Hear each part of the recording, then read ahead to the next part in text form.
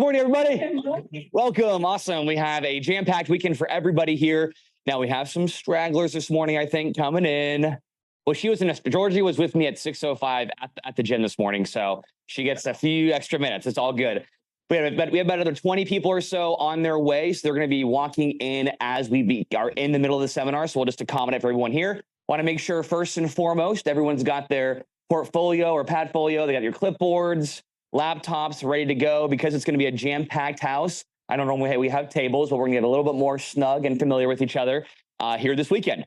So one more thing, I'm going to pass this guy over to you, Lauren. So as I take questions and feedback from everybody here, this isn't for the room. This is going to be so everyone on our live stream is going to be able to hear what's being discussed here in the room. So we'll pass that around. We'll toss it around. We'll have some team building, juggling acts happening, all that good stuff. Yeah, awesome.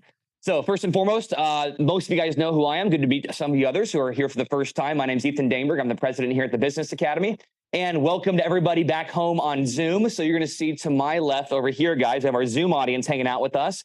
Everyone here in person say, hey, everybody on Zoom. 1, 2, 3.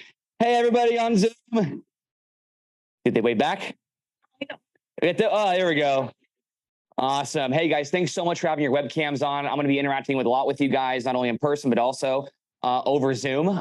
If you don't have your webcam on, go ahead and turn it on so I can see you. We'd love to have everyone on board here as we get started today. All right. So with that being said, really this weekend for everyone here, whether you're a practice owner, a doctor, you're an office manager, case manager, front desk rock star, chiropractic assistant, doesn't matter what role you have in the practice. I want to be able to help each and every one of you guys with intangible and tangible skills that are ready for implementation to not only increase patient compliance, improve patient relationships, get more new patients in the office, and to help each and every one of your patients and community be served at the highest level by every single one of you guys. So yeah, we might go over some things today on marketing and some things on, this is what you can say when a patient says this. But this morning specifically is going to be focused around soft skills that we can all use every single day to be a more effective communicator, to be a better leader, and to be somebody that our patients can be excited to follow in their health journey to getting better and to getting well. So with that being said, I want to have all of us kind of start the day off with a little bit of let's set some goals for this morning and for today. And also, if you're going to be here tomorrow, for tomorrow as well. So knowing that you guys all saw the agenda, you guys saw the topics we're going to be covering. We have a lot of activities this weekend between our 7th Division Mastermind next door, our training center next door to that, and our workshop seminar here as well. Let's take a look. Every one of you guys are investing a lot of your time, either away from family or away from your practice. Some of you guys flew across country or from a different state. Some of you guys, drove an hour and a half here, got up early this morning, and everywhere in between. So let's make this weekend meaningful for everybody. This goes for you guys back at home as well. I know some of you guys are California right now. We have some Pacific Coast time and some Mountain Standard Time people next door or in our Zoom session. So some of them are up this morning at 5, 6 a.m. ready to rock and roll. Let's make the most out of this. Let's write down in our notes. First notes for the weekend, guys. What is your goal this weekend? What problem do you want to solve from your investment of time with each other and also with the Business Academy? Based on what you're going to see on the agenda and on the schedule. Now, don't worry, I only pick on the ones in the back, so I would hit these front seats up here, right? There we go. Yes. All right, good. So what is the goal you want to take from this weekend? You can put it down in one sentence, a paragraph. What problem in the practice do you want to solve? What strategy do you want to leave with that's ready for implementation? What skill sets do you want to improve in? What problems do you want to, again, solve in the office for your patients, for your team, and for your community? I'll give you guys a few minutes back home and also here in the room to go over that. And as you guys are writing that down, remember that you will have the skill sets and the knowledge likely of what you're writing down to solve these problems. The only next step we have after learning it is what? Applying it and implementing it. Don't forget, when you go back to the office, the phones are going to ring off the hook. The fires that you thought were fine are going to reignite that you have to put out. There's going to be problems and issues. There's going to be no time to do what you write down this weekend that you're going to say you're going to do.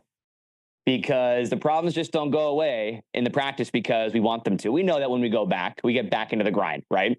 And the only way out of that grind is by slowly and surely putting systems we're going to cover today in place. So let's manage expectations here. Based on what you're writing down, we have to keep ourselves committed to the process. I'm going to give you guys a definition here we can think with, think with this today and tomorrow and leaving with as well. Commitment is doing the thing that you said you'd do far after the feeling in which you said it in has passed, right? So it's doing the thing you said you'd do, i.e. what you're going to be writing down this weekend, far after the feeling, right? The hype and the emotion and excitement in which you wrote that down or said it in has gone away and passed. So my goal is that, I'm part hype man. That's part of my job. I want to hype you guys up, get you excited and on purpose and energized. But also we're going to be giving you guys a lot of really tangible tactics, strategies, and systems. I mean, like down to the fine-tooth comb, meaning if you want to know what to say these exact words to the patient when they say this thing. Like we're going to get really nitty-gritty as well.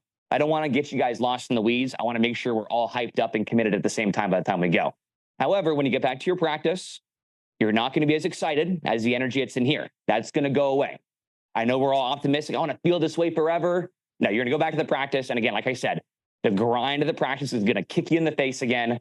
And the only thing we can fail to do is to commit ourselves to application and implementation beyond just how we feel this weekend. So one more time, commitment is doing the thing that you said you'd do far after the feeling in which you said it in has passed and gone away, right? So let's stay committed this weekend, and we'll do our part to provide the goods for each and every one of you.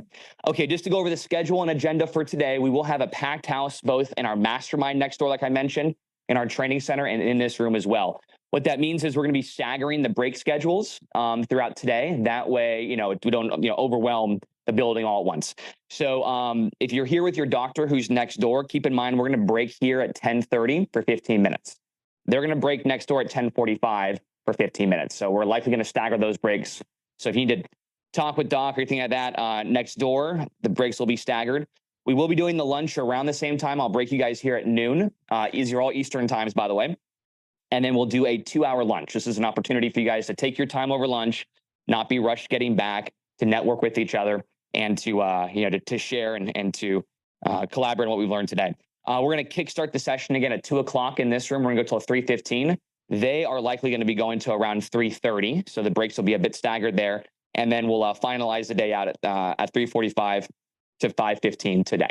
The only change you're going to see in today's agenda, which will be a little different, Dr. Gary is bringing a ton of resources for you guys for the final segment today, all about how to do corporate events, marketing in the community, and driving in a ton of new patients. So because of the extent of what he's going to be bringing you guys, I'm going to shorten the 5-star experience 10:45 talk. I'm going to shorten that up until lunch. And then Dr. Gary will be kickstarting at 2 o'clock with his marketing session all the way through the afternoon. So you guys are going to get Dr. Gary for about 3 hours today, get some Dr. G time. And then tomorrow, as we look at tomorrow's agenda, tomorrow is going to be strictly an implementation day. We're going to be this is going to be perfect for doctors as well as managers and key leaders in the office. This day will be focusing around implementation, around statistics, key performance indicators, your statistical briefcase, setting goals, managing your practice and team members by statistic, how to bonus, suggested compensation and bonus programs for your team, and a whole host more. I want to have you guys leave being like numbers magicians. You guys can look at a spreadsheet of practice numbers and know exactly where to take your practice and what direction. That's going to be an all-day session. Laptops open tomorrow. Okay. And then we also, if you haven't done our front desk, our new Rockstar front desk certification or our marketing certification, and you're here tomorrow, you can actually go to our training center right in the room over there and work with Daryl, and he can certify you guys on your front desk certification training tomorrow as well. So that's also available this weekend. Okay. All right. With that being said, you guys ready to rock? Yes or yes? Yes. Good. Somewhat lame. Let's try it one more time. You ready to rock? Yes or yes? Yeah. There we go. But you ready to go? She is. Awesome. Good. Okay. With that being said, this first segment, guys, is really focusing around connecting to patients on a deeper level through good communication, rapport building skills. This is probably going to be a recap for probably about half of you guys in this room. So with that being said, we had a fun day and a late night on the water yesterday on the boats. I might have you guys do some of the training this morning so I can give my voice a rest. You guys ready for that, Lauren? Okay, good. All right. There you go. So I have 3 simple slides for you guys today. But before I start, I'm sorry, I have one more announcement. If you guys want, this QR code, you guys can scan at any point in time today. Or if you go to this website on the bottom, bit.ly/workshop April 2023, all capitalized, or use this QR code, you'll have access to all of the PowerPoints. Dr. Clark, there she is. Please take a seat. I saved the front row, both of you guys. The VIP section. That's right. Guys, this QR code will give you access to all of the slideshows from today and tomorrow. So you don't have to take pictures of the slides. You don't got to obsessively write notes. If you hear something important, write it down. But at the same time, if it's something from a slide, if you go to this QR code at break or anytime today, you'll have a Google folder, which will have PDFs of all the slideshows from today. It's our gift to you guys. Okay. That way we can stay focused. We can collaborate along this weekend. And then for those that are on Zoom, I'll have Cindy put that in the chat box for you guys for the link as well. Okay. With that being said, connecting with patients that are deeper level. Patients, they say, right? People don't care how much you know until they know how much you. You guys know this one, right? People don't care how much you know until they know how much you. Right. Good. So with that being said, we all know we want to help patients and we really care about them, but how do we show that when we communicate with them? How do we show that with skill sets that will allow us, even when we're stressed, multitasking 17 things, spinning plates, still make time to communicate effectively with patients? Also, how many times do you go, well, I told the patient that like 20 times, I can't force them to show up. Oh, why don't our patients listen to us? I told them already, right? And so sometimes your patient hears you, but they're not getting you sometimes, right? And sometimes vice versa. They might not feel the same way sometimes too. Now realize every one of your patients are being programmed everywhere they go to do just about everything else than what you're asking them to do. Whether it's commercials, programming, teachers, preachers, they're saying, pop this pill, go to this place for this, eat this, drink that, etc. It's no surprise they're not going to listen to you. You have to be able to really connect with them in order for them to really understand why you're asking them to do what they're doing, and also to make it their idea moving forward. So that's what we're going to be covering today. The first system I want to talk about, and this is a system, because all you got to do is just follow the system and push, plug, and play. So, Lauren, I think you can barely see the screen there. You got it? You're sitting right there. We're good. Beautiful. Yeah. All right, what do we have here? Now, give us a second while I take a breather here from the stage. What is the ARC triangle? It's how you basically start conversation and how you keep it.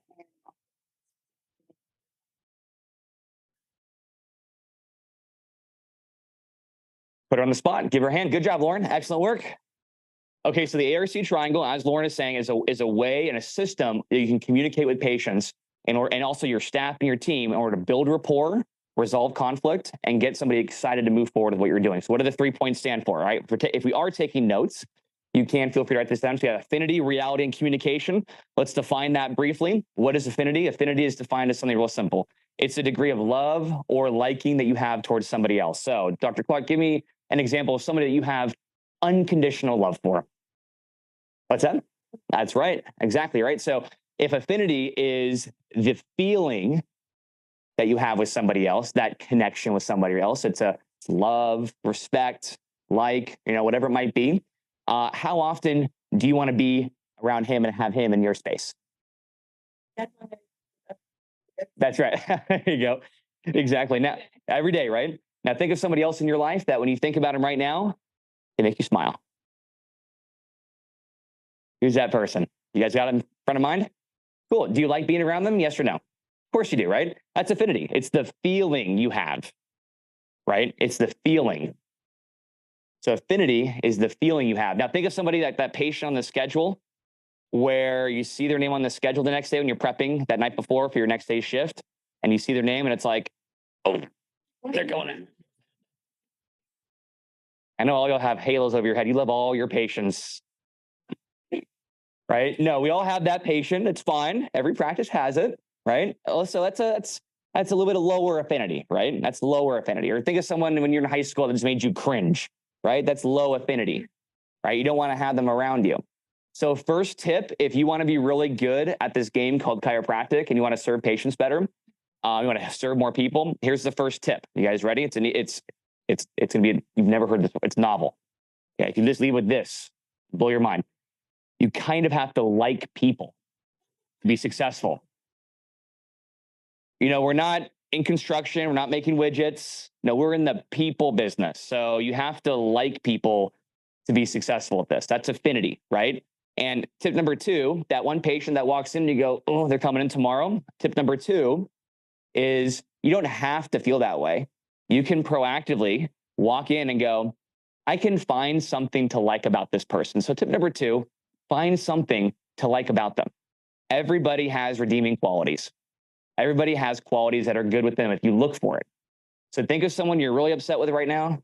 Might be your kids or your spouse or your boyfriend or girlfriend or that patient or your boss or your team, right? Whoever it is, before you go and bite their head off when you talk to them later today, just find something to like about them. The simple tip. That is affinity. Real simple. Reality. Reality is what is common, what's real between 2 or more people. What's real between 2 or more people. So would you guys agree that I think most of us, what's real to us is that we have a broken healthcare system, right? Yes, we all have that reality in common, right? So when we communicate about it, we can be on the same page about it to do something about it. That's reality. That's building rapport. So I know this isn't, rocket science here, but it's important that we think with this. Now, the patient's reality when they walk into your office is not, I'm walking in so I can have the doctor talk at me for 45 minutes during my x-rays. If they wanted a radiology report lecture for 45 minutes about their x-rays, they can go to the imaging center, right? What they came to your office for and what's real to them, what their reality is what? Can you help me? Do I trust you and can you help me? That's their reality, right? So a lot of times the biggest differences that most offices make that propel them forward when they first start the Business Academy program is they just stop talking at patients because of what they want to tell patients. They start listening, asking questions to get on the same page and the same reality as the patient. So think with this reality, right? We can always find something, tip number 3 here, we can always find something to agree on, right? We can always find something to agree on. Let's do an exercise here for a second. I want you guys to scope out here in the room. It's gonna get really crazy in here just for a second. Scope somebody out you haven't met, introduce yourself, and in 30 seconds, I wanna have you guys each find something that you guys can agree on. 60 seconds, go. Perfect, you guys got it. Awesome. Okay, that was our first exercise today. You guys did pretty good. Round of applause, great work. Sorry, round of applause, good work. There we go. Awesome, perfect guys. Okay, so pretty simple. The good news is all of you guys are really good at creating agreements and rapport with somebody. You just proved it. Now here's the thing, you do it really good with patients every single day. I already know that. That's something you do really well.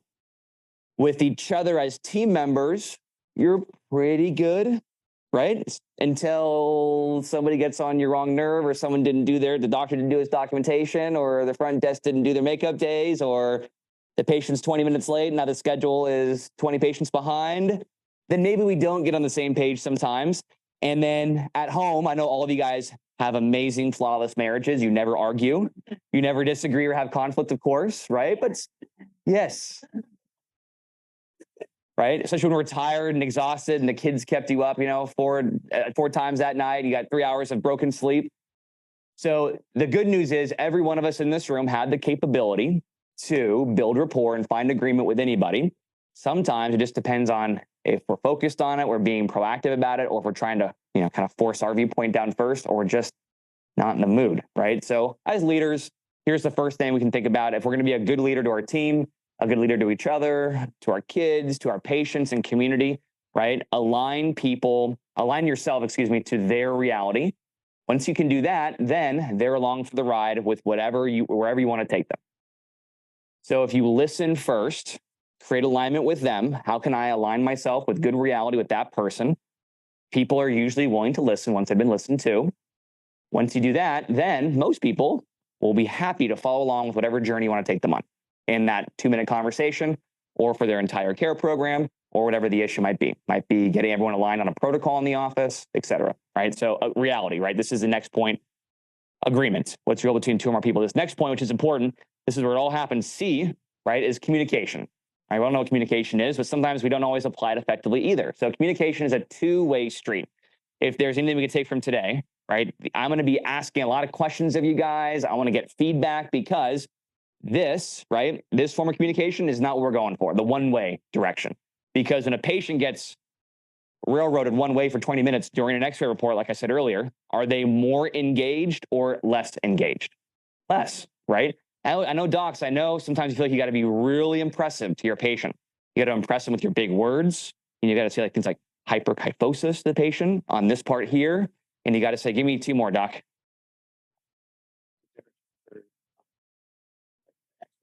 Yeah. Give me some good, big, juicy, $1 million doctor terms. Yeah. Yeah. Dr. Clark. Oh, yeah. Patients love hearing that, right? And they said, you go, oh, doc, you get me when you start saying that word. Wow. What's another one? You got it out of your system. That's right. There you go. Osteophytes, right? Yeah. Patients love it. And they go, I know exactly what you're talking about when you say that, right? And you say it, and you just machine gun all of it for 15 minutes at them. Then they leave going, you know what? My decision is going to be to do something about the hyperkyphosis and osteophytes in my x-rays. When was the last time you had a patient say that? Last time you had a patient, when they finished care and they're going on to wellness, they're like, the moment that Dr. Clark, told me that, spawned, I'm not a doctor, so one more time. There you go. The moment she said that word to me, I knew it was a match. I could trust her. Now, sometimes I get it. You have to be, when you're have a diagnosis, you need to communicate it to a patient. You need to use certain words as a doctor so that you're doing your part to diagnose the case, 100%. But just make sure when you're communicating with them, right, back and forth, asking questions, realize that if you have to use one of those words when you're communicating, make sure to define it in simple 5th grade language. If you feel inclined to have to use it, and or B, use words and use words within their reality. They didn't go to school for 8 years like many of you guys did, right? And they just want to know, again, can I trust you? Can you help me? And can you help solve my problem? Right? If we can align ourselves with that, I'm telling you, we can communicate from that angle. You have a much better chance building rapport and moving the patient forward, whether it's the beginning of their program or continuously throughout their program, right? Okay, so what would be some important questions? Let's talk about the initial part of the patient journey, right? During their first visit. What are some really important questions that don't give you OPQRST, but that get to the roots of their issue? What would be a really good question? Again, Dr. Gary says, the quality of your questions determine the quality of your answers, right? So as you guys are thinking on this right now, what's a good question you can ask a patient on their first visit to get to the core root of their issue, right? What would be a question? I'm going to give you guys some hints here. All right, we got some chairs up here. Come on in, guys. Welcome. Good to have you here. What's a really important question? So again, Dr. Gary says, the quality of your questions determine the quality of your answers. Here's a low quality question I'll start you guys off with. All right, all right, I'll go to Dr. Huffer here. Dr. Huffer, how you doing? Good. Pretty good. All right, good. I got a quality answer. His whole life could be falling apart. And he could go, yeah, I'm good, I'm fine, right? All of us do that, right? That's a low quality question. Ask a patient, okay, how you doing? They go, I'm fine. Cool. All right. I am nowhere near closer to getting this person on the same page with doing something about their condition, right? Low quality question, low quality answer. So what would be a higher quality question that you would ask a patient on the first visit to get to the core of their ruin and their problem? What would be a higher quality question? Perfect. So what is this limiting you from doing that you want to do? Here's another good quality one, right? Patients kind of minimizing their condition. They're not really and you finally go, you know what? Who else is this affecting? Who else is this affecting? Sometimes patients won't do it for themselves. They'll do it for somebody else, right? And if their wife's in the room or the husband's in the room, they go, well, I don't know. And then they go, me, right? Right? So high quality questions, right? Listen, I understand that you've been dealing with this for 20 years, but if you don't do anything about this now, what is this going to lead to? A high quality question. I'm going to determine, hopefully, a high quality answer. I'm asking lots of questions in the process so I can create two-way communication and get the patient to talk, right? The same thing when it comes to when you're leading a team, right? As a manager, a leader, right? You can sit there and talk at your team for 30 minutes at a staff meeting. I'll look at all the staff in the room. Don't you guys love 30-minute staff meetings when the doctor or the office manager takes up 29 minutes and 30 seconds of it? That's the best, right? And they just talk at you and talk at you and talk at you and talk at you for And then you get, oh, anything else? Oh, we got to go. Sorry, got patients to see, right? 30 seconds, you guys are out, right? Nobody loves that. No, most of us hate meetings because the meeting holder, the leader, is just talking at the team for the entire time, right? We go, when can we get out of here? Right? Instead, let me ask you guys, all the managers or leaders in the room, what would be a high quality question to create good two-way communication in a meeting that will allow a problem to be solved or some kind of process to move forward? Look at all the managers here, right? Practice owners, what would be a high quality question you can ask in a meeting to solve a problem or to move the process forward? You guys got one? Looking at Tiffany in the back. Ashley's a pretty kick butt rock star office manager over there. Come on, girl. I know you guys had a good, you're in a meeting. You want to solve a problem? I'll give you a good one. All right. Here's a good one. Managers and leaders. Here's a good question that will elicit ARC and will move to a communication. Here's a good one. Here's the problem we have. Oh man, Ashley, we got a problem here. I mean, what do you think we should do? Simple as that. I know moms, even dads, you guys are wearing both hats sometimes in the office, and you want to solve every problem. You want to put out every fire yourself. Because what's that famous phrase? If it's going to get done, I got to do it myself. If it's going to get done right, I got to do it every single time. If it's going to get done, I got to do it. Most of you guys say that way too much. And it's the reason why you're overworked, as an aside. Okay, so what do we say? What do we do instead? You know, your team, everybody here, your team is perfectly capable of solving many of the problems that you solve every day. So I'm in a meeting. I want to create two-way communication, or I'm with my team member, right? And we got a problem here. All right, I'm gonna look at Tiffany. I go, Tiffany, listen, you know this more than I do. Like, what do you think we should do? And you know what, guys? 9 times out of 10, that team member will say the exact same thing that you were thinking in your head. And they'll tell you, well, what I was gonna do is call the patient, make sure you get the MRI report back in, reschedule them, and then have the doctor go over that. Perfect, yeah, let's do it. Two-way communication. Right? Versus me going, okay, I need you to do this, this, this, this. Why didn't you do this again? And they just go, okay, sorry. And then what happens for the rest of your life as an office manager? Your team goes, I have a problem, but Tiffany's really good at solving it, so I'm gonna go to her. Tiffany, have this patient that came in, they asked this question, they have this issue with their insurance. Now, let's say I know how to solve the problem. And then you go, okay, don't worry about it, I'll take care of it. Oh, that was easy. Next day, I got another problem. Oh, you know who's good at solving problems? Tiffany is. Okay. Tiffany.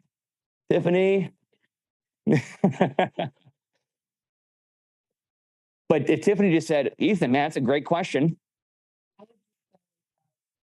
What I was going to do is call. Yeah. One more time. Go ahead and ask me, what do you think we should do? Well, I was going to call the patient, and I was going to verify their benefits one more time, and then I was going to call them and go over on their next visit. Perfect. You guys seeing the point here? Do that with your kids too sometimes. They'll solve their own problems as well. Yeah. Again, communication, right? It's two-way street, right? So affinity, find something you can like about that person. Reality, find some kind of agreement that we can get on the same page with. And communication, what kind of questions can I ask to create two-way communication and two-way flow with the person I'm talking to? So if I got these 3 things in effect, affinity, reality, and communication, it's a little ARC triangle. They're a triangle because, Georgie, what happens when one point goes up? Interesting how that works. Now what happens when one point goes down? Right. So they all work together. So here's a good example of that, guys. And you can try to use this. I have an amazing wife, and she's really good at this. She's great at the triangle because I'm not always the greatest sometimes. Because when I'm in a mood and I'm just like not happy, ARC's down, right? I'm like, I lock it in, solid as a board, I'm over here. Okay, so we're having one of those nights, right? So good, thank God she is an angel. This is on record. She is amazing. She's an angel, right? She's gonna splice that out, record that over and over again and play it out loud. No, one thing that I'll never forget, sometimes we have like our ARC goes down, meaning there's been disagreements or conflict. So reality is down. Thus, when that happens and we're like, we really disagree, how much affinity is there in that moment? Not a lot, right? What's the communication like, or is there any at all in that moment, right? So in this case, very little. So here we are, a low ARC. I'm like this, she's on her phone, other side of the couch, right? The affinity, we don't want to be around each other, right? So the affinity's like this, she's on that edge, I'm on this edge. I'm like this, and she's like this. And we could sit there and just wallow in it for that night, the next day, the next week, the next month. But what she did one time, and this works every time now, she knows the way to get to, affinity for Ethan is that I like, I'm like, what's that 5 love language, right? I'm a physical touch, right? Yeah, it's a love language. So she just comes up, no words, but she just scoots over a little bit. And she goes, I hate you. God, you did it again. Probably what she wants to do. But she goes over, she doesn't do anything, and she just kind of like nudges her little booty over to my booty, and she kind of does like this on her phone. I still hate you right now, but I'm gonna go like this. And right how our hips are touching. So what is that? Right? Closeness is affinity. Right? So we have a little itsy bitsy amount of affinity. And then another 5 minutes go by. She's still on her phone. She's still like, I want to punch you. And I'm like, obviously, I'm not going to do that, but I'm angry too. And then she kind of just leans over a little bit. She just leans over. She's still on her phone. She's still upset. I'm stiff as a board like this. And what's she doing? She's just trying to raise affinity. Just get a little bit of this triangle to raise. And eventually, we're like this. Then she kind of snuggles in. And I go, I snuggle in, right? That's affinity. So affinity is going up. So then what happens next? And we can start communicating. And what do we communicate? At least we're going to say something. Then she says, I want to punch you in the face so hard right now. And I go, I know. And she says, oh, you can do it. And she just goes, I go, okay, all right, I deserve that. I say, I'm sorry. All right, so what am I doing? I'm communicating now. A little bit of communication can go a long way with affinity. And she just goes, I'm sorry too. And I know she's always right, so I get it, I'm good. I'm on camera. She's gonna be watching. So if I do this, it's gonna earn me some brownie points tonight. And I'm sure she is, yeah. So then the next thing is reality here, which is now we can start talking through our disagreement. We can get on the same page. So the moment we communicated, I'm sorry, then we started to bond. Our reality got together. We were on the same page. We were agreeing again. And then I say, I shouldn't have done that. And she goes, you know what?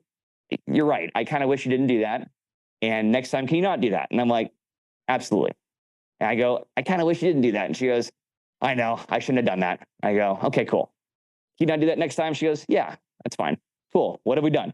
We've just taken one point of the ARC triangle, the affinity, edged it up a little bit, and then we get more reality and more communication. And then within 5 minutes, the conflict is dissolved, right? And that's how this thing can work. I want you guys to think of a patient who's irate and upset because they got an EOB in the mail that they owe you money from their insurance company, even though they don't. But their insurance company sent this, and now they're confused and pissed at you. Think about a team member who's upset, or think about your manager or boss or your practice owner who's upset.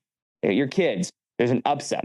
You can always go back to just press one of these buttons. Again, it's like a system. You just press one, and the other two go up as well. So what I want you guys to do right now, you guys have all used this already innately in life. I'm just helping define it for you. I'm going to give you guys some form of structure and reference how to use it proactively.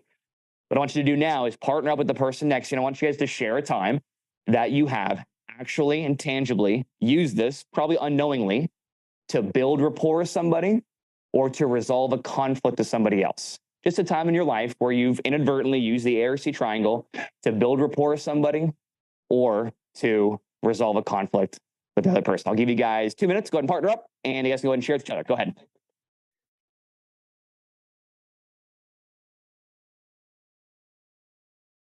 All right. Great job, guys. Okay. Second training exercise in the books. Good job, guys. Awesome. Perfect work. Good work. Sorry. Second one done. Good job, guys. Give yourself a round of applause. Excellent work. Okay, let's go to the Zoom audience just for a second. I'm going to go to Dr. Goodman, Thatcher, Arizona, my good man and team. If you want to unmute your microphone, I want you guys to share one example of a time you used the ARC triangle to build rapport or to resolve a conflict. Unmute your microphone. The virtual floor is yours. All right. In fact, we were just talking about an experience yesterday. One of the massage therapists came to us, to me, and said, Trisha, said she was going to resign. And so we said, well, let's talk about this. Try to understand what she was versus kind of from the back getting reality. And we built some affinity that way. I will say that was good. With away with I agree that and Okay, I think I got most of that. Okay. Give it up, Dr. Goodman. Good work. Thank you, sir. Appreciate that. Awesome. Perfect. Okay, why don't you toss that mic over to me just for a second, Lauren? I'm sure Andreas, our audio visual guy, loves it when it gets tossed around the ring. Yeah. All right. Okay. Go ahead and share one example. Same question. You want to give your name first, and what would be an example of a time you use this to resolve a conflict or to build rapport? Positive about it, right? And there's an affinity there you can have. If you walk in there going, I don't like this patient, I got to get him out of here, discharge them, you're already starting at a low level of affinity, right? Versus we love this patient, we're just not the right place for them, so we're gonna move them on to the next spot in their journey, right? That viewpoint and that level of communication will obviously allow for a much better conversation potentially, right? Excellent, love that, awesome. Let's go ahead and pass the mic back one more row, ladies. I'll have one. There you go. Feel free to one example of a time you used ARC to resolve a conflict or to build rapport or connection with somebody. Oh, there you go. It works for them right over there. Yeah. You're good in here. Yeah, go for it. Well, we were at MITRE, right? Oh, the smell. Oh, your hair, whatever. So smoothly, she started to, open up and then joke around. And now she loves us. And we actually appreciate her very much. And now her husband is coming to the office as well. That's awesome. And then it's a couple that we appreciate. Give her a hand. That's awesome. Great work. Perfect. All right. So you killed her with kindness. That's affinity, right? Yeah. And then you always found something that's her reality, right? What she's wearing or things about her. And then those patients, guys, some of those patients we all know. I know they're a handful in the beginning sometimes, but they end up being sometimes your best success stories in the office. It's so cool. That's very well done. Great job. Awesome, guys. Okay, so the reason I'm covering this now, there's going to be a lot more examples of its application systematically in your office in the seminars after this and the one this afternoon. But I want to give you guys a base foundation of this idea so that you know how we're utilizing it in our scripting, in our language, how we're interacting specifically with patients at different parts of the journey, right? So this is kind of an overview of that. I'll give you guys a couple more tips here, and I'm going on to the next slide on ARC. If you want to build ARC, I'll give you guys some communication leadership tips on being a better communicator and things you can do tangibly every day. Here's one. What's the patient's favorite word in the human language? One more time, Stacy. Their name. Most people, not everybody, but most people, and they identify, all of us, we identify who we are as a person with our name. You don't think so? Try calling somebody by the wrong name and see how they react. They may not show it outwardly. They just go, I just introduced myself like 2 minutes ago. The best thing is, right now, I've screwed it up multiple times. Listen, I know all you guys are like, Ethan, that's you. You did that to me. But when I go, yeah, nice to meet you, I'm Ethan. They go, oh, nice to meet you, Ian. I go, oh. Right? I get that feeling, right? So a patient's name is their reality. It's an easy way to build affinity, to build ARC. Address them by the name that they like to be addressed by, but always by their name. Second tip to building ARC, you can do it every day with every patient, is know the patient's story. What is that person's story? Not just why they came in because they have back pain, because they have knee pain or an issue. No, what's their story? Their story usually is they've been suffering from knee pain for 20 plus years. And because of that, they can't play with their grandkids anymore. Their spouse has to kind of support them in their everyday activities. And they're frustrated and they feel inadequate about it. And they want to get back to being active and playing with their grandkids again. That's a story, right? That story to the patient is very meaningful. And when every one of you guys, doesn't matter if you're a CA, putting patients on and off therapy, whether you're the front desk, the doctor, or case manager, right? Knowing every patient's story is a sure way to build tons of rapport. When you know their story, they will just follow you to wherever you need to take them to. If they got to make up visits because they're falling behind, they'll make up their visits. If they need to move on to wellness, right? They'll move on to wellness because you just said to. If you want to, help them with new supplements you have in your office for a healthier lifestyle, they'll just go, cool, what do I need to take? Because you understand my story, you get me. And that will lead patients saying, I don't know what it is about Lauren. It's just like, she just gets me.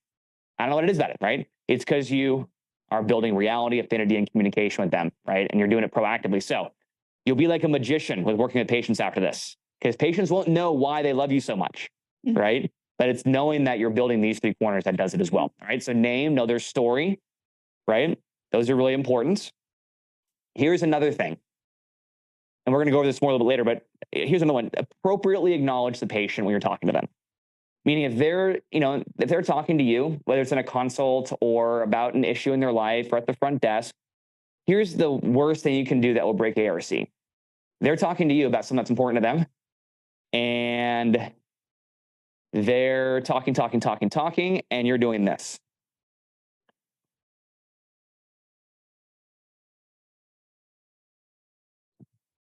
Okay, piece them there. They're talking, and then you walk away. All right, that'd be the worst thing, right? I know we're all in a hurry sometimes, but what does it mean to acknowledge a patient? Not only does it mean to acknowledge their presence, but giving them an empathetic and appropriate acknowledgement. If I said I had the best steak of my life last night, and you said, okay, is that an appropriate acknowledgement? No. Tiffany, if I said, Tiffany, I'm really having a rough day today. My dog, who is like, she's been around with us for 16 years. I had to put her down last night because it was just her last day. Thank you. They are. If you've had kids that have grown up with them, they're Good. So what did she do? She first off, I want you guys just to really think with this.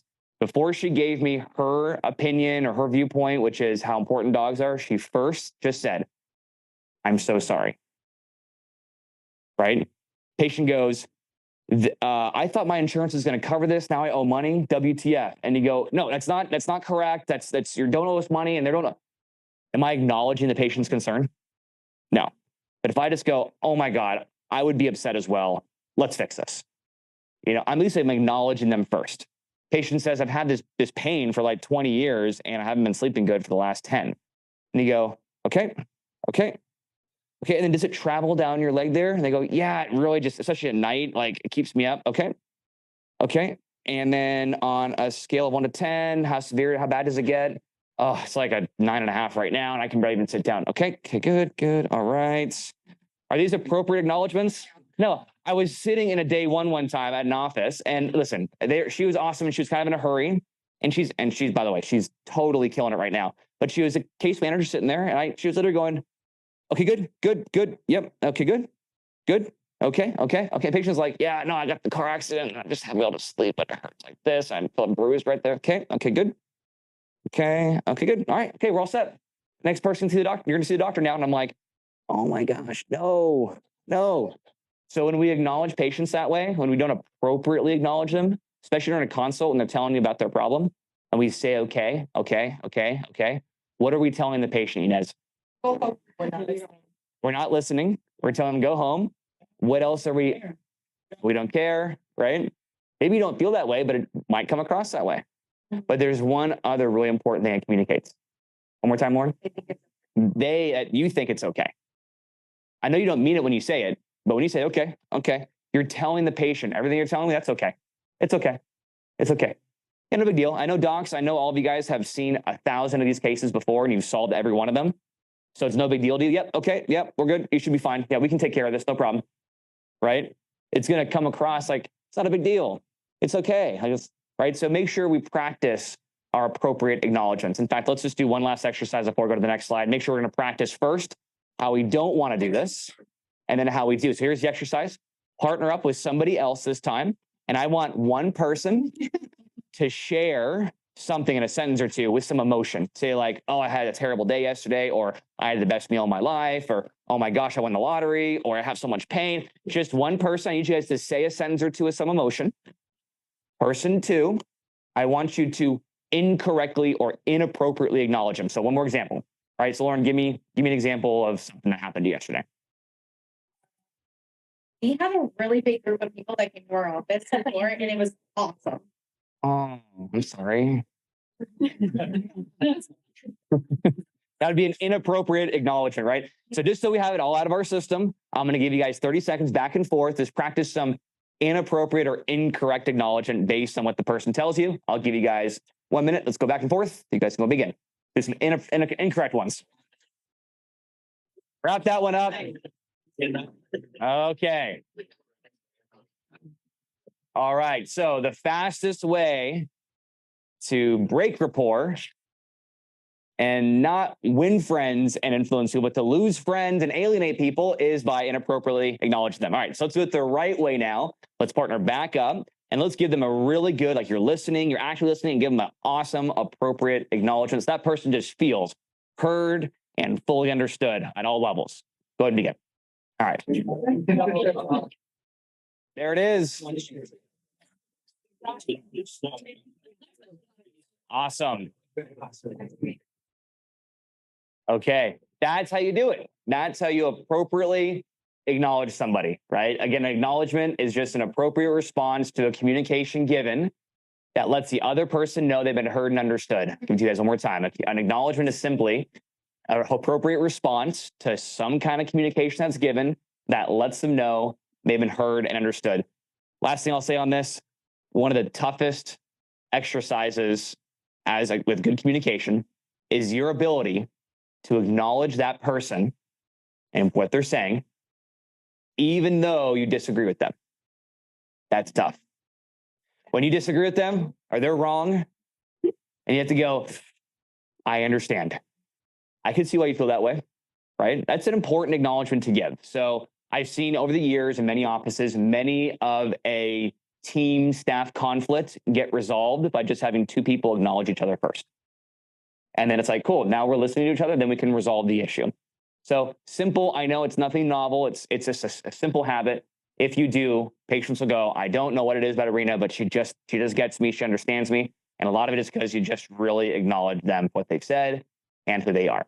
All right, so there's your ARC triangle. If you're taking notes, you can feel free to flip your page over. I'm gonna go over another topic here, which goes right in alignment with that, which is what we call the emotional tone scale. Most of you guys are familiar with this. I'm going to give you guys a crash course on this in 20 minutes. This is super important because when you're in the people business, you're working with you're working with some of the biggest variables in the business, which is people. Sometimes it seems like that people are unpredictable. They were one way and they did something else. You don't understand why somebody does something. You don't get it, because you're always looking at them through the lens that every single one of us are like little machines. We all act the same. We think just like you. We respond just like you. We all assume everybody else is just like us, right? And then we communicate and expect them to do exactly what we would do. And then we're surprised when they don't. So a lot of it has to do with understanding this at a very basic level, the emotional tone scale and people's emotions and personalities. We've all been up and down on this scale, right? This just covers a handful of emotions that anybody can be at any given time. So right here, you guys can see it at home, that first column on the left, more or less, think of this as just like this whole chunk here is positive, good emotions, right? Even this can be good too. This is actually antagonism, which is like, you're kind of annoyed and that's actually gonna be a good thing too, right? You ever seen a team, like when they're on the court together, like right now it's the NBA playoffs, and they just kind of get antagonistic, they start trash talking, they get each other, it riles them up, right? That's a real positive antagonism. That's actually really good, right? It gets people going. And sometimes it also can be destructive and not good as well. These are all like really just negative emotions that sometimes your patients walk in with, they talk to you with, you fall into this category sometimes when you're having a rough day. Some people hang out here a little too often, and it can be very disruptive for your team, very disruptive for your office. Let me ask Tiffany, and I'm going to have you pass that road mic down row by row there to Tiffany in the back row. So Tiffany, you guys, what makes your practice work, like your guys' company culture, right? Would you agree is because most of you guys, most of the time, hang out in these tone levels up here. 100%. Right? Absolutely. Enthusiasm, cheerfulness, strong interest. Yes. Right? Every time that Dr. LaGrange, Dr. Collin walk into the office, everybody at TBA smiles and laughs. Yeah. Right? Because they're just so high on this tone scale all the time. Yep. Even when they're stressed, they're just high on the tone scale. They're a pleasure to be around. You guys are always positive, thinking of solutions, even when you're stressed. There's a reason why your schedule is full to the brim every week. Yeah. And you can't see patients fast enough. Overflowing. Absolutely. It's overflowing. It's spilling, right? There's a reason, because you guys kind of all agree we're going to hang out at this tone level as a team, right? And then because that, the things get done a little faster, a little smoother when we just hang out up here. They get faster because not only are we up on the tone scale, but we want to keep that going and we want to help everybody. Yeah. So by helping somebody else, you're relieving some of their pressure that they're feeling, and it just flows into every article that we work with in the office. That's great. I love that. Now let's go ahead and I would say most of the workforce, probably it's my guess, over 80% hangs out like in here. They go to work. Mhm. Everyone's been here. Who's had a job before? And this is literally your tone level every day. Boredom, mild interest. You're just like, why am I doing this? When is this shift over? Right? That's where most everybody is out and they go to work. Now, sometimes you might have a person or a few people that are hanging out here. Right? Sometimes it's not so covert either. And maybe they're hanging out here, right? They're really over, they're antagonists, they're really angry, they're an angry person, right? But this one is dangerous. Yeah. You ever had a friend that's like, I got your back. Like, don't worry, I got you, girl. And then that same person literally has a knife right here like this. And then they're going to everybody else you know. And they are, excuse my French, they're talking shit about you to everybody. Oh, if I got you, girl, I got you. You tell me what's going on. Oh, he doesn't know what he's talking about. I'm going to take this. I'm going to go to every single one of you guys. I'm going to embellish it and make it worse. I'm going to keep the gossip train going, right?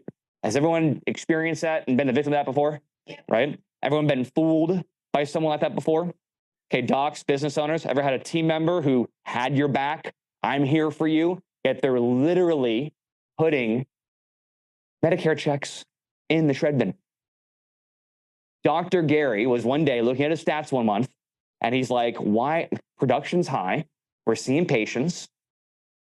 Services are going out. We have new ones coming in the door. Why are our collections stagnant when our growth is going up for the last 6 weeks? He's just like, nothing makes sense. And he's going to different people. Okay. And they're like, no, we're billing out correctly. We're collecting, time of service. We're getting care. Self-pay is moving. He's like, what's happening here?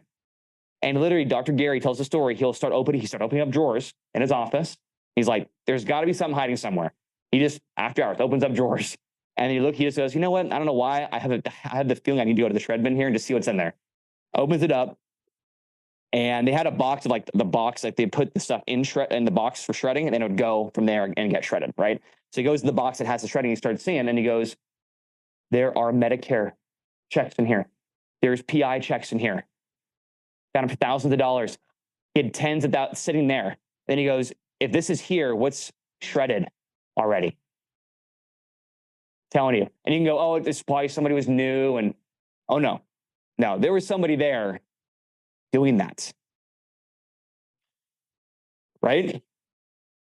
The only way you can see it is the stats weren't making sense in his briefcase. And he's like, something's not adding up. Right? It wasn't because it was obvious that someone was like, Dr. Gary, hey, this is a Medicare check. I'm putting it here in the shred bin right now. Okay. Yeah, that wasn't happening. No, this person was right there. Right? Disrupted a team. Very rarely, 1 out of 1,000, 1 out of 100, you'll get a patient like this, right? And not like this because they're in pain. They're like this because this is how they are. And they will start pinning the staff against each other. They'll start making you feel bad. So just all I'm saying is be aware of that tone level happening. Do an audit of those who you're around in your life. Just right now, just do a little audit. Think 5 people you're on the most. They could be high, they could be low. All I'm going to ask is this question, right? You can look at these words here and kind of get the idea of what they mean. So think about the 5 people you're on the most, right? And are those people generally like a lot of the time, are they here? Or is there 1 or 2 or more that are like constantly over here? It's just, you have to answer the question. I'm just asking you to take a look.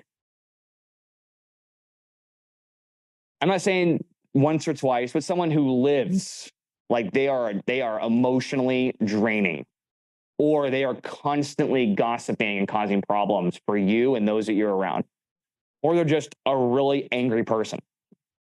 I'm not saying do anything more than probably just recognize in your life who's positive, who's negative. Maybe you spend a little bit more time with people that are here. They're going to bring you up, and you can serve, and they can serve you back. And just spend a little bit of less time with people that are just kind of hanging out down here that are victims and negative and problems. And now your life just has a lot more baggage and emotion and problems. It's important to look at, right? So that's important in life, in a team. If the team's going to be successful and grow and expand and scale your clinic, you guys kind of all have to generally hang out up here the vast majority of the time. But we'll drop up and down the scale, right? Irina, you guys have an amazing team, but sometimes You guys are at each other's throats sometimes, right? And it happens. The good news is when you have high emotion tone people, yeah, you can go down tone because you're frustrated, but you bounce right back up pretty fast. Right? Maybe you made that passive aggressive comment at that meeting you shouldn't have said, but you know, we bounce out of that pretty fast. Right? We all move up and down this thing, and as do your patients. So one way you can build, I'm going to kind of segue into the next segment here if you guys are taking notes. Using this basic scale when you're with patients is understanding that patients are all over the map on this thing, especially when they're in pain. Doesn't mean they're a bad person. We know that. They're usually just in pain. They're in physical pain that's leading to emotional pain, leading to they're on medications. I mean, the amount of patients that you guys have that are on, antidepressants and SSRIs, and it's messing with their mood. It's a mess. And we know that. And that's why we're here. So knowing that, your patients can be all up and down this thing. So one of the most important communication rapport building skill sets you can do on top of what we covered earlier is your ability to mirror and match, right? To match somebody's tone level. So what does that mean to mirror and to match somebody's tone level? Does it mean if you have an annoyed and angry patient that you're going to be annoyed and angry at them? No, you don't want to do that. It doesn't mean that if you have a patient who's like in anxiety and worried about things, that you have to be worried and anxiety about things too, right? But it does mean it's important to have similar body language, communication, and voice tone, kind of match them a bit so you can get on what you could probably call get on their wavelength, right?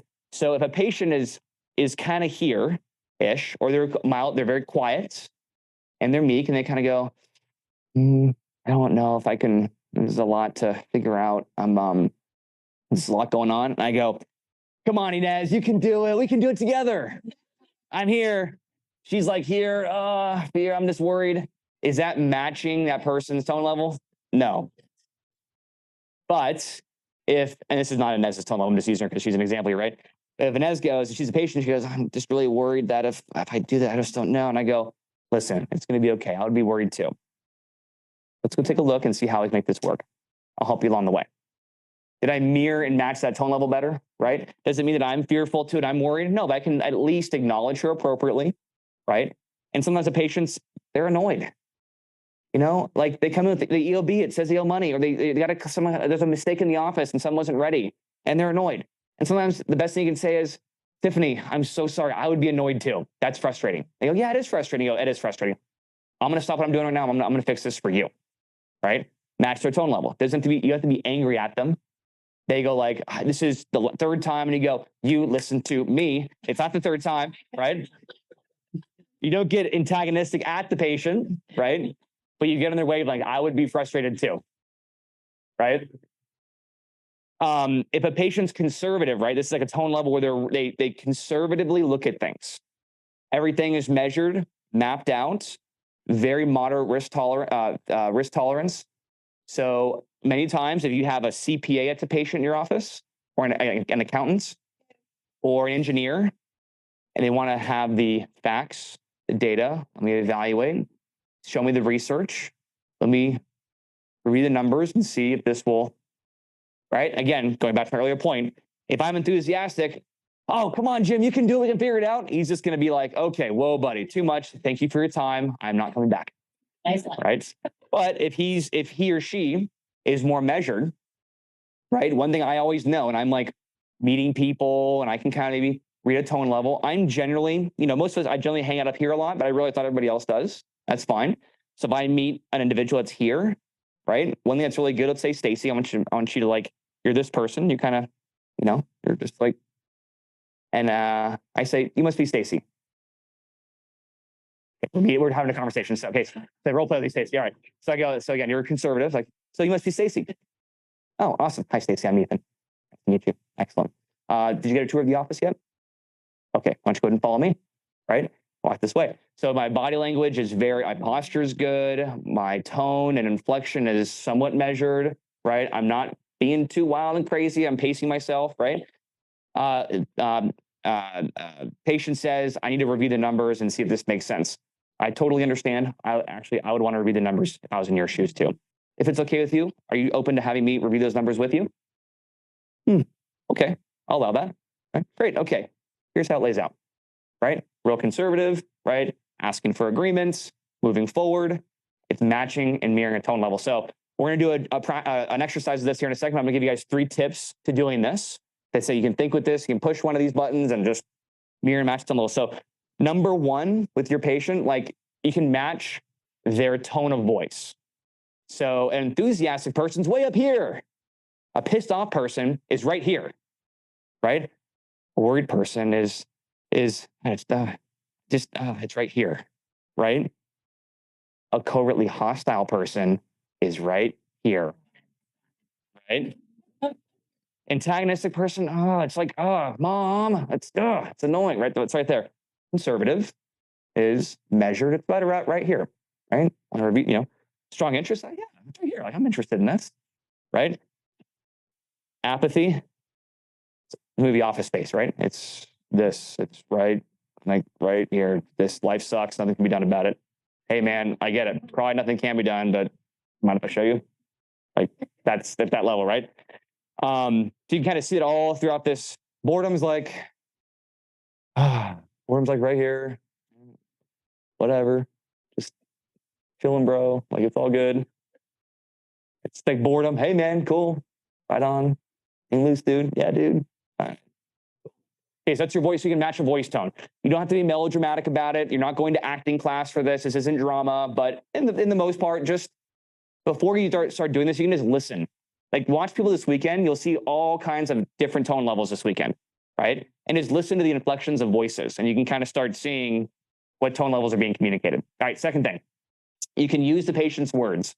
So a patient says, "I'm frustrated," right? That means you can go, "Oh my gosh, I would be frustrated too. I understand that. I can see that you're frustrated," right? I'm using their words. If they say, "I'm frustrated," and you go, "Oh, I would be so upset as well." Well, that's not the same word. I'm frustrated. That's a very specific emotion.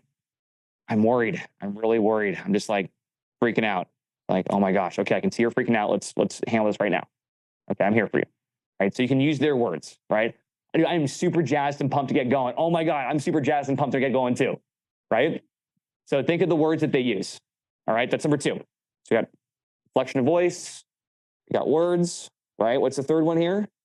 Communication closing seminar masters, rock stars, part B.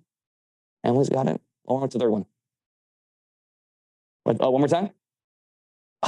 Give it up. First, give her a hand. She got it. Nailed it. Third one is body language, right? Usually when someone's annoyed, they're like this. Right? If you just go, dude, I get it. I'd be pissed too. Like body language, right? If a patient's talking like this, I might talk like this. Someone that's conservative, they have good posture and they have really good manners. I'm going to also walk in with good posture and good manners. Right? Someone who's enthusiastic can be all over the place like this. So you can just kind of go, oh my God, I'm with you here somewhere. I don't know where we're at here. Like think about like Dr. Brian, right?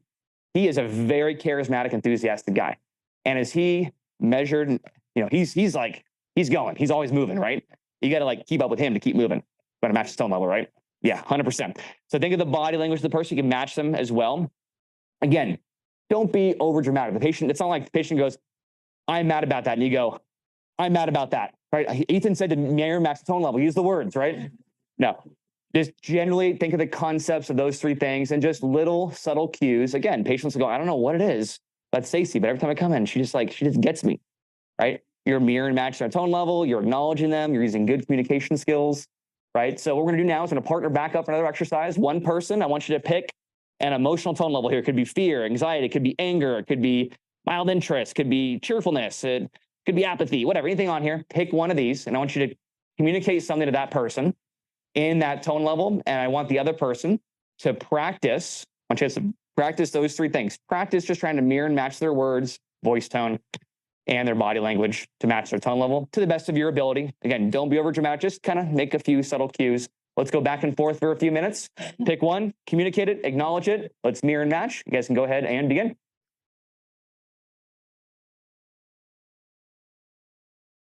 All right, so just a little recap here, guys. Again, as part of our communication and closing seminar that we do, parts A, B, and C, we dive into this really in depth. We do a full deep dive for 2 days on not only the various components of the tone scale, how to kind of read people better, how to raise your emotional intelligence, your emotional IQ, your EQ, how to better mirror and match people, communicate with people at different tone levels, because sometimes sometimes patience, and there's sometimes tone levels on here that don't make us feel warm and fuzzy inside when they're directed at us, right? Some people can handle angry people like it's nothing, no problem. But they get really frustrated with people that are just bored and don't care, right?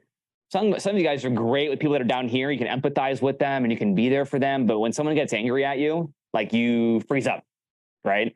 And so that's just part of getting better at understanding how this works, how to communicate with others. That's what the communication and closing seminar really helps to do. Like we spend 2 days, we go out and we talk to like 30, 40, 50 people out in Clearwater Beach. We have conversations, we mirror and match people in various tone levels, and we learn what makes people tick. And that's why one of the most important benefits of today's crash course was 30 minutes on this, but there's so much more to learn when it comes to just in general, the basic human behavior consistencies and patterns that we all have as humans, right?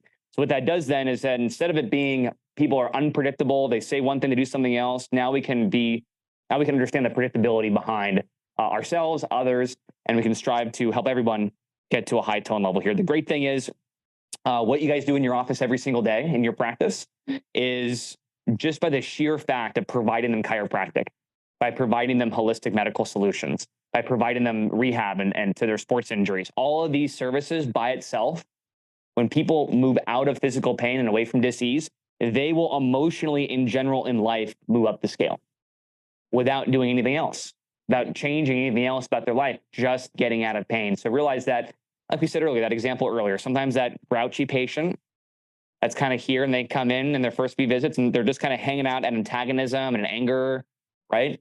Sometimes, if they're not really disruptive to the office, which is very rare that you're going to have one of those kind of patients, but they're just somebody in pain, like just by serving them, they're going to move up the scale, right? By building ARC, getting them through their visits, getting them compliant with care and keeping them on the program and just kind of giving them health and wellness will move them through. And then the beautiful thing about chiropractic and about the services you offer in your practice, doesn't matter if you're a chiropractic office, you're medically integrated, whatever your practice style is that when you move patients, not just from like acute pain relief in the beginning, and you move them through like, again, structural and functional changes, and then you like start instilling vitality and the body starts to heal itself over time. And like you change their lives. Now, if you change one person's life from living down here because they're in pain, they're on medications, or just in a bad spot, and you bring them out of that and up here because of what you guys do, what kind of ripple effect does that have on others in their life? Like, you don't just serve one person, you guys serve thousands of people, every person that you serve. If you're seeing, right, hundreds of people a week, you're serving tens of thousands of people based on the effects that you can create. Putting a patient on traction, right? It might seem like a very insignificant thing at times, but it literally is changing the way of what makes the world move, right? And the reason why there is more proliferation, I think, of natural healthcare solutions, it's becoming a more mainstream thing to do to move away from medication, even though people en masse still do it. But there is a movement that happens at a grassroots level, all of us serving this part of the community to get them out of pain and move them up here. And that's the goal I have for each and every one of you guys. So hopefully this is helpful when not only when it works comes to working with patients, also you can use it when working, when working with your family and with your friends and people around you. And also as a leader, if you're a manager, you're a practice owner, you're leading a team, an understanding and utilization is imperative. I mean, even like Emily, with your guys' company culture at Family Chiropractic, I mean, how important is understanding this just to be able to work with your team better? Wow, it's the most important, right? Lauren, as a leader for your practice, I mean, you're running that clinic now, an awesome team. How important is it to stay up here on the tone scale, even when you want to just call it a day? You want to call it a day in the first hour of the day, right? But you got to stay up here, right? And is it motivating for you guys when the manager's like, she's keeping it up there, even though she has every reason why she shouldn't, right? That's important, right? So every one of us should keep that in mind. Last thing I'll say, if your team is really like kind of low on the scale a lot, people are bickering at each other, they're unengaged, right? There's someone maybe covertly hostile in there. There's just a lot of just negative emotions. First, just make sure you are not spreading your stress on your team. Practice owners, you guys have to spin 26 plates every single day. And I don't know how some of y'all sleep every night because you have a lot on your plate. I'm saying that in front of your staff because it's important that everyone understands as a practice owner, you have a lot that you're responsible for. right? And with that being said, those stresses that you accumulate every day and over time, it's very easy to unintentionally kind of let them fly when you're day to day in your office. And team members, listen, I know your life isn't easy either. You have a lot of responsibility in your clinic. You have to serve patients. You have a lot of responsibilities in your life that can be emotionally draining or distracting. But if we all can just agree as a team, we create a sense of commitment and a company culture to stay high on that tone scale. I'm telling you, just like Tiffany mentioned earlier, things run better, problems get solved easier. Things, yeah, there's stress, but it's resolved faster and patients are served at a higher level. So this is a key tool for all of us to use. All right, so with that being said, we got one more slide here. If you guys are taking notes, you can do one, you can flip one more page over on your notes if you're trying to keep them nice and organized. The last two I'll go over in the last about 5 or 10 minutes here before break is the communication formula, kind of tying all this together. A couple key factors here. When you're communicating with somebody else in front of in a consult in front of the patient, at the front desk, anywhere in the office, it's important as the communication point, if this is you talking to them, that you give them your attention. That goes without saying. But there's another word here I want you guys to note here. It's the word intention. When you are communicating to somebody else, you want to be able to communicate with, your goal is to communicate with a high level of intention. What does intention mean? It means I intend that this person, 100%, the thought I'm trying to get across will land in that person's head. They're going to hear it, they're going to understand it, and they're going to move forward with it, right? So here's an example. This would be communicating without intention. Hey, Josh, can you, if it's cool with you, man, can you, oh gosh, what time is it? Okay. Can you hand me that, if you have time, hand me the clipboard just for a second. All right. So what am I trying to tell him? I'm saying, can you hand me that clipboard? But am I communicating with any intention that my communication, I'm distracted over here. I'm worried about what he's going to think. So I'm not communicating with intention versus, hey, Josh, how you doing? Awesome. Pretty good. Hand me that clipboard. Thanks, partner. Appreciate it. Cool. Okay. I'm communicating with intention. Eye contact. I'm getting my point across. So I can say, hey, Josh, let's go ahead and have you hand me your phone just for 1 second. Thank you. Good. Appreciate that. Right? That's communicating with intention. Sometimes we're so terrified to tell a patient what to do. Is it okay? We would just maybe today, if you can, this copay is $19. Just, are you okay if we, I hate to ask, but I know it's inconvenient. Yeah, okay, sorry, maybe next time. Right? We're terrified. Okay, we need to talk to patient A. We got to get some of their visits made up. Okay, Sandra, so can you come in for like one more visit, maybe to make up for the last one that you missed? Oh no, I'm too busy. Okay, sorry, I didn't mean to ask. No, being too forward, right? That's not communicating with intention. I'm talking to a patient. I'm going to say, okay, Lauren, it looks like we missed last week's appointment. That means we're going to be in 3 times this week. Let's go ahead and make up that visit tomorrow. Does early or afternoon work better for you? Morning, perfect. 10 or 11. Got you in for 11 o'clock. Okay, we'll see if that makeup day at 11 o'clock, right? Communicating with intention. I'm going to just boom and control, right? Listen, at the end of the day, when you're going to be a good leader to our patients, you got to communicate with intention, control, direction, guidance. If you're on a hike, you're on a hike, you've never hiked this before, you're slightly off track, and your leader says, I think we got to go. Do you know where we're going? Oh, we go this way? Or, hey, you guys cool if we just like get back on the trail over there about 200 yards? Only if you guys are cool with it. If not, I'm down. It's like, whatever you want to do. No, you're going to go, okay, we're lost. And he goes, don't worry, follow me this way. Oh, good. Okay. Yeah, here we go. Right. And you just go, right? That's a leader who's communicating with intention, direction, and control, right? You don't say tell a patient, do you want to do your rehab today? No, you say, great. Your next step is to see the rehab team. We got 2 units over there and Tiffany's ready to see it. Awesome. Right this way. Right on. Here we go. Right.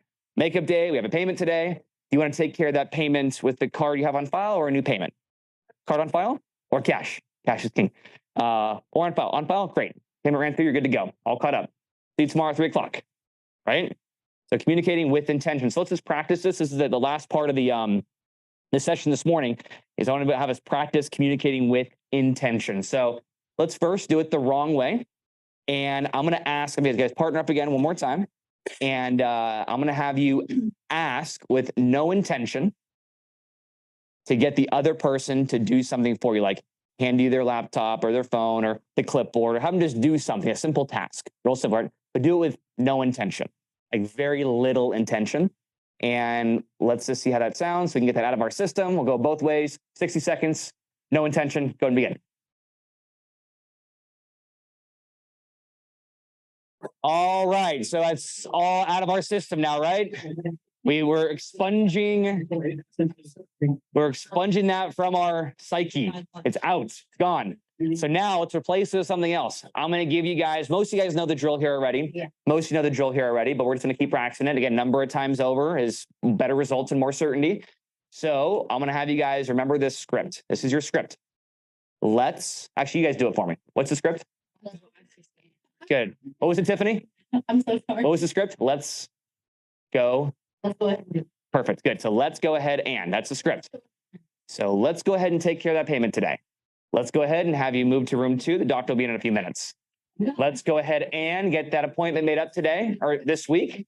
Does this time work better? So you guys got one script. It's let's go ahead and hand me that clipboard. Let's go ahead and hand me your coffee. Let's go ahead and stand up. Let's go ahead. That's your one script. If you don't want to use that one because it's too forward or too uncomfortable, I'll give you a second one. One second. Ladies, 1 second. One more time. Next step. One more time. Next step. Next step. Excellent. Good. So your next step is, so you can say, let's go ahead and, or your next step is, I want you guys to, whatever the direction you're giving, whatever the task you're asking the next person, good eye contact, confidence, good intention. Let's go ahead and, or your next step is, let's practice it a few times, both ways until we're comfortable with it. You guys can go ahead and begin.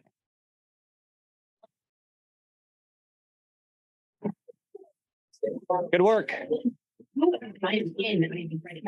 Okay, let's go ahead and give yourselves a round of applause. Good work. Awesome. Round the wheel of applause.